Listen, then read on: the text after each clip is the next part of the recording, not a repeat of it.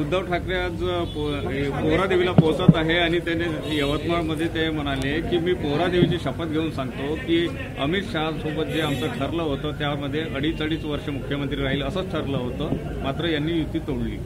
असं आहे, असं कधीही ठरलेलं नव्हतं. जेवढ्या जाहीर सभा व्हायच्या त्या सर्व जाहीर सभेचं व्हिडिओ आता उपलब्ध आहे. विश्वगौरव नरेंद्र मोदीजी देवेंद्रजीच्या मुख्यमंत्री पदाच्या नेतृत्वातच निवडणुका होतील आणि देवेंद्रजी मुख्यमंत्री होतील हे एकदा नव्हे 100दा त्यांनी सांगितलं. शरद पवार साहेबांनी उद्धवजींचं निवडणूक निकाल लागण्याच्या काही दिवस अगोदर यांची एकमेकाशी चर्चा झाली आणि पवार साहेबांनी यांना सांगितलं की लक्षात घ्या, जर भारतीय जनता पार्टी 130च्या वरती आली तर तुमचं महत्त्व राहत नाही. भारतीय जनता पार्टीचे कमी आमदार आले तर तुम्ही भारतीय जनता पार्टीला ब्लॅकमेल करा आणि त्याचाच फायदा हा उद्धवजींनी घेतला. Hello doctor, Tanvi herbals app किंवा वेबसाईटवरून आजच फ्री चेकअपसाठी अपॉइंटमेंट घ्या. तन्वी डॉक्टरांशी फोन किंवा व्हॉट्सअपवर बोला आणि रहा फिट अँड फाईन. आपला herbal specialist Tanvi herbal clinic. 24 October 2019ला जेव्हा निवडणुकीचे निकाल लागले तेव्हा भारतीय जनता पार्टीला 120-125 जागा येणार नाही हे लक्षात आलं. तेव्हा 56 जागेवर हे जिंकलेत, 105 जागेवर आम्ही जिंकलो होतो. 161 जागा या युतीने जिंकल्या आणि यांच्या मनामध्ये बेमानी सुरू झाली. मग कपोकल्पित कथा केली ज्याचं कोणी साक्षीदार नाही. हे स्वतः 4 भिंती आणि अमित भाईंनी एकदा नव्हे अनेकदा सांगितलं की असा कोणताही शब्द आम्ही दिलेला नाही. आणि जर अशा पद्धतीची सवय हे राजकीय क्षेत्रात लागली तर मग इतर ज्या राज्यात भारतीय जनता पार्टीचे मित्रपक्ष आम्ही सोबत लढवतो तेही अशाच पद्धतीने म्हणतील आमचे 40 आमदार आले, तुमचे 100 आले तरी आमचा मुख्यमंत्री करा. हे काही लोकशाहीला धरून असू शकत नाही. हां, जिथं आम्ही शब्द अगोदर दिला आणि नेतृत्वात निवडणुका लढवायच्या अशी घोषणा केली तिथं आम्ही एक्सेप्शन केलं. बिहारमध्ये माननीय मोदीजींनी घोषित केलं होतं, जाहीरपणे घोषित केलं, त्याचेही व्हिडिओ उपलब्ध आहे की नितीश कुमारजीच्या नेतृत्वातच या निवडणुका मुख्यमंत्री पदाच्या आणि राज्य विधानसभेच्या होते आहेत. आम्ही काय उद्धवजींच्या नेतृत्वात केलंच नाही. आणि त्यांचं राजकारण किती बदलणार आहे पाहिलं ना. महाशिव आघाडी, मग महाशिव आघाडी शिव शब्द काढून टाकला त्यांनी. आपण बघितलं असेल ते म्हणाले की मी शिवसैनिकाला मुख्यमंत्री करेन, मग ते स्वतः मुख्यमंत्री झाले. असे मी 100 उदाहरणं देऊ शकतो की त्यांचं मन अतिशय अस्थिर आहे, चंचल आहे. आणि म्हणून तुम्ही विचार करा, ज्यांनी 35 वर्ष रक्ताचं पाणी केलं, शिवसेनेचा झेंडा हाती घेतला, ठाणे असेल की कोकण असेल, शिवसेना वाढवली, का टिकवता आले नाही? भुजबळ साहेब तुम्हाला टाटा बाय बाय करून निघून गेले, गणेश नाईक साहेब निघून गेले, नारायण राणे साहेब निघून गेले, एकनाथ शिंदेजी 40 आमदारांना घेऊन निघून गेले. याचं कारण भाजप दोषी आहे का? याचं कारण तुमचा स्वभाव तसा आहे की तुमच्यावर आज तुमच्या जवळचे जे 30 वर्ष आहे तेही तुमच्यावर विश्वास ठेवायला तयार नाही. निगमताई गोरे नाही ठेवायला विश्वास तयार. आणि मी तुम्हाला निश्चितपणे सांगतो, आता जे शिल्लक आहेत ना, किती लोक तेही संपर्कात आहे. आता आमच्याकडे आम्ही जागा नाही आहे, आम्ही आता घेत नाही, पण यांच्यासोबत राहायला कोणीही तयार नाही. भाऊ, संजय राऊत आज म्हणाले की अजितदादा असो किंवा तटकरे, भुजबळ, मुश्रीफ यांच्या चौकशीचं आता काय झालं हे आता शुद्ध झाले का? चौकशी आपल्या जागेवर राहील ना. मग जेव्हा तुमच्यासोबत होते, महाविकास आघाडीचं सरकार होतं, तेव्हा असे प्रश्न का नाही पडले? तुम्हाला सोडून गेल्याबरोबर असे प्रश्न तुमच्या मनात येतात. तुमच्या चौकशीचं काय झालं याचं का नाही विचारत तुम्ही? पहिल्यांदा स्वतःच्या चौकशीचं विचारा ना, इतरांच्या काय विचारता? पृथ्वीराज चव्हाण एका वृत्तपत्राच्या मुलाखत देत असताना ते म्हणाले की अजित पवार हे मुख्यमंत्री पदी लवकरच रुजू होऊ शकतात. नाही, त्यांना भारतीय जनता पार्टीची जास्त माहिती आहे. ठीक आहे, आता भारतीय जनता पार्टीचे प्रवक्ते म्हणून त्यांची नियुक्ती करणं बाकी आहे. ठीक आहे, पुढच्या टप्प्यात हाही विचार करू. काँग्रेसचे काही आमदार आहेत का सर भाजपच्या यादीमध्ये? खूप गपस असं आहे की ते सत्तेसाठी नाही. विश्वगौरव देशनायक नरेंद्र मोदीजी ज्या पद्धतीने देशाचा गौरव वाढवत आहे आणि दुसरीकडे राहुल गांधीजी अमेरिकेत जाऊन देशाची निंदा करतात. अहो तुमच्या कुटुंबात एखाद्यामध्ये जर कमतरता असेल, उणीव असेल, तर काय स्पीकर घेऊन गावभर फिरता का? अमेरिकेत जाऊन देशाची निंदा करता?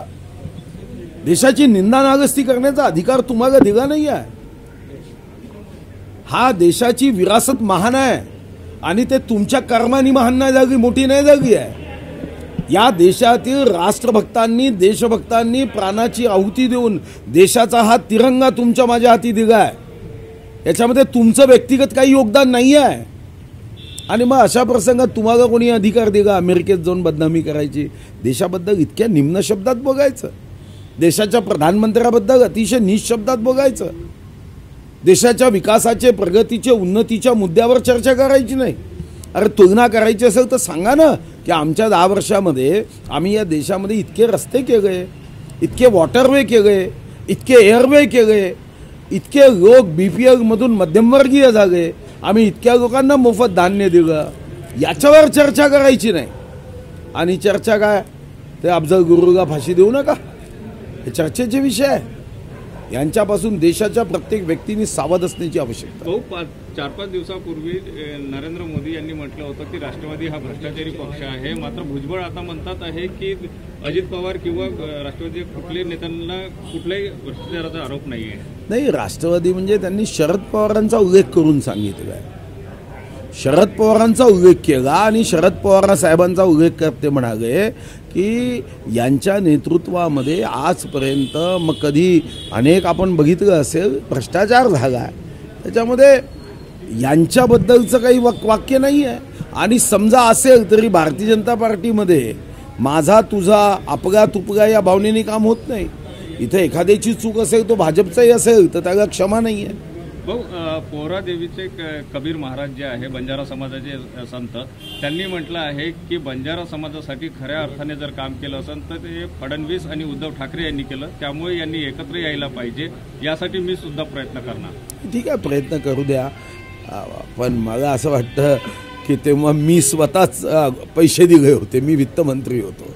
संजय राठोडांनी खूप आग्रह केला आणि देवेंद्रजी आणि उद्धवजींना घेऊन आम्ही तिथं तो नंगारा भवन तयार केला, तेव्हा मीही त्या कार्यक्रमात होतो. शेवटी बंजारा समाजाच्या मदतीसाठी आम्ही एकत्र आल्यावरच मदत होईल असं नाही. देवेंद्रजी, संजय राठोडजी, एकनाथ शिंदेजी आणि अजित पवारजी हे चौघेही मिळून बंजारा समाजाच्या उन्नतीसाठी आम्ही जीवापाड काम करू.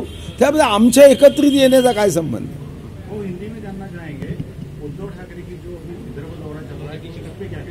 नहीं, देखो भैया, कोरोना के समय उन्होंने दौरा किया रहता तो मैं समझता था उन्होंने राजधर्म का पालन किया. वो सिर्फ अपने जीवन में सत्ता धर्म का पालन करते हैं, सत्य धर्म का और राजधर्म का पालन नहीं करते हैं. आपने देखा उन्होंने भारतीय जनता पार्टी को धोखा दिया तो मैं 1 मिनट समझ सकता हूँ. उन्होंने मतदाताओं को धोखा दिया, उन्होंने जनादेश का अनादर किया, महाराष्ट्र का अवमान किया. महाराष्ट्र धर्म है जो रघुकुल रीत सदा चली आई, प्राण जाए पर वचन न जाई. तुमने इस महाराष्ट्र की इस भूमिका को गाड़ दिया जमीन में. क्यों? तो एक खुर्ची के लिए. और झूठ भी कितना बोलते हैं. वो 2.5 साल का निर्णय किया गया था, कहाँ किया था? वहाँ तो प्रधानमंत्री जी के सभाओं में बार बार कह रहे थे कि देवेंद्र जी मुख्यमंत्री रहने वाले हैं. तब आपने कुछ नहीं बोला. जब आपने चुनाव के नतीजे देखे, आपके ध्यान में आया कि भारतीय जनता पार्टी को अपने मदद की आवश्यकता है, तो बेईमानी जाग गई.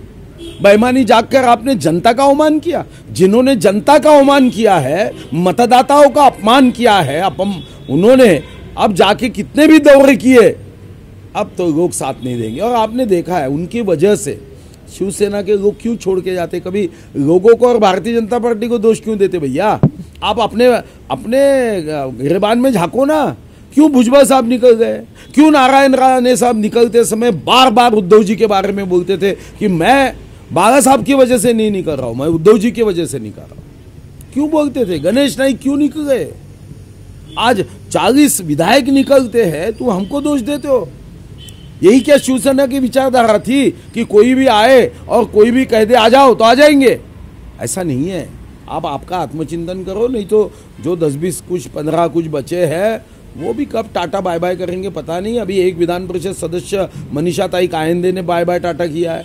नीलम ताई गोरे जो सज्जन शक्ति का प्रतीक है, हमेशा हमने देखा है बड़े सभ्यता के साथ वो अपने विचारों को प्रस्तुत करती है, महिलाओं के लिए काम करती है। उन्होंने आपको छोड़ा तो क्यों आप हमको दोष देते हो भारतीय जनता पार्टी को कि भारतीय जनता पार्टी वाले हमको फोड़ देते हैं? अरे भैया, ऐसा किसी के फोड़ने से अगर कोई फूटता है, ऐसी राजनीति होती तो आप हमको भी फोड़ सकते हैं, आप क्यों नहीं फोड़ सकते? फिर ऐसा है, कोई किसी को फोड़ता नहीं है।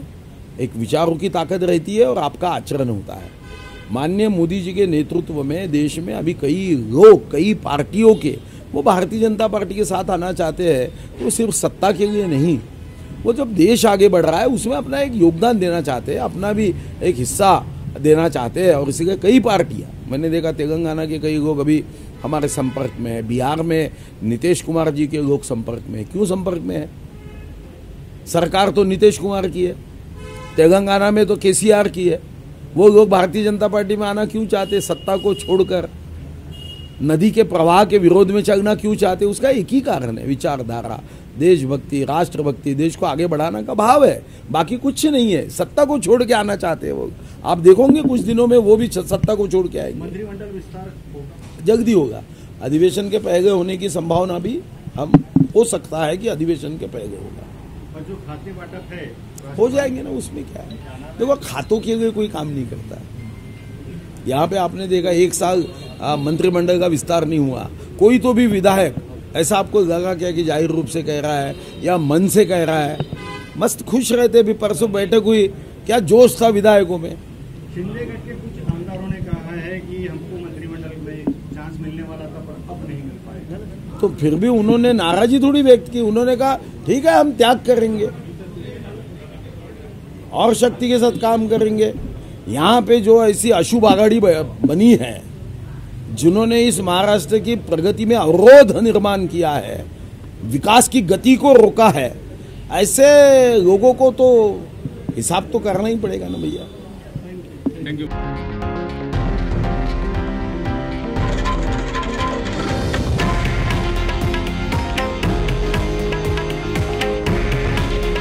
हे आहे देशातील नंबर 1 न्यूज नेटवर्क आणि आपण पाहत आहात TV9 मराठी।